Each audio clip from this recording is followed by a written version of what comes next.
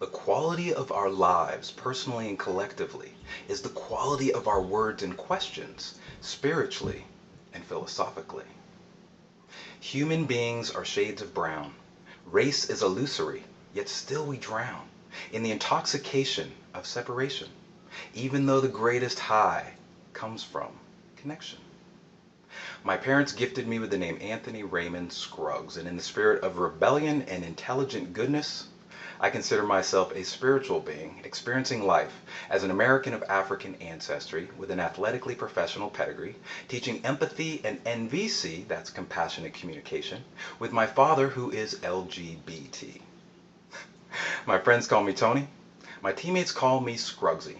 Some people call me the empathy guy, and the universe calls me Simba. Spirit, mind, and body with inspiration and abundance mixed in. And I hold the belief that the language of separation creates a toxic education. We change our words, we change our thoughts, we change our politics, we change mass incarceration, not just physically, but spiritually and mentally. This portion of Sister Giant is called the intoxication of separation. Why use compassionate communication? Imagine you're 8 years old and your anthropologist uncle sits you down for a little chat. The first question is, have they taught you about human variation yet? And since you're me, you say, not that I know of, Uncle Harry.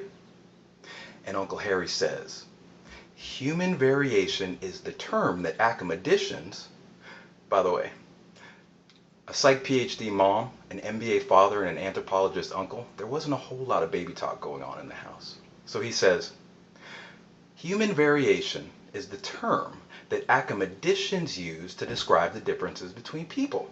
Because as we all know, race is the entirety, not the variety. So Tony, there's two things I want you to remember. I want you to remember that human beings are shades of brown and that the use of chromography, colors, to describe fellow members of Team Humanity actually perpetuates the hierarchy. Wow, 8 years old.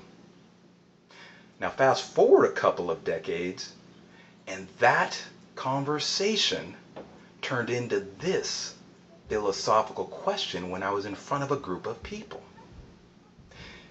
If the concept of race is social and political, not biological, and human beings are shades of the same one color brown, from the lightest variation to the highest one around, what needs are we trying to meet by holding on to a construct that separates us from them and excludes others based on an uncontrollable factor?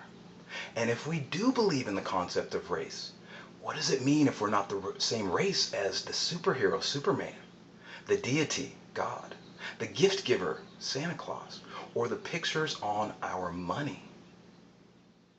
I sensed a tingle of nervous energy in the room, and a woman raised her hand and said, how do we take what you just said and turn it into doable action? And after I thanked her for her engagement and participation, I said, during the next week, do me a favor.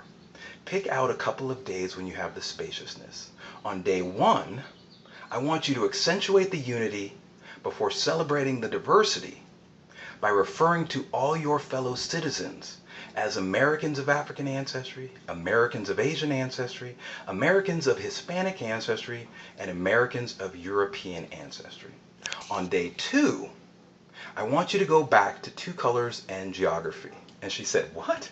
And I said, 2 colors and geography. First color, second color, Hispanic and Asian. And then I want you to send me a message at compassioning. She said, at what? I said, oh yeah. As a compassion coach, I added the ing to compassion to make it an action. Compassioning, the practical application of empathy. So send me a brief message and let me know how the experience was. So about a week later, I get a note and it says, Human Variation Experiment, Day 1, Regal and Inclusive. And I paused as the dopamine released in my nervous system and I thought, wow, regal and inclusive. And then I kept reading. Day 2, painful, and exclusive, which left me feeling less than joyful for her experience and extremely joyful that she had enlightened me around what value it is that we're trying to honor when we use exclusivity as a strategy. Now, if you're familiar with the 6 human needs, you might remember number 3, the umbrella need for significance, with its 8 spokes. The desire to sense that our needs and our values matter, that we're important, that we matter, that we're needed, that we're unique, that we're cared for, that we have a purpose, and that we make a difference. So it hit me. The language of separation to describe fellow members of Team Humanity meets our need for significance by way of exclusivity. The only challenge is, if you're familiar with need number 4, connection and love, it contradicts using exclusivity as a strategy. So, what can we do? Well, after I remind you of where we started, I will give you 3 suggestions on what we can do. So where did we start? The language of separation creates a toxic education. We change our words, we change our thoughts, we change our politics, we change mass incarceration, not just physically, but spiritually and mentally.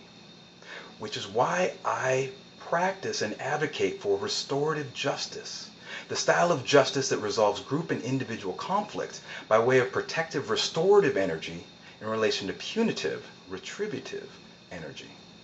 And if you remember our opening poem, human beings are shades of brown, race is illusory, yet still we drown in the intoxication of separation, even though the greatest high comes from connection.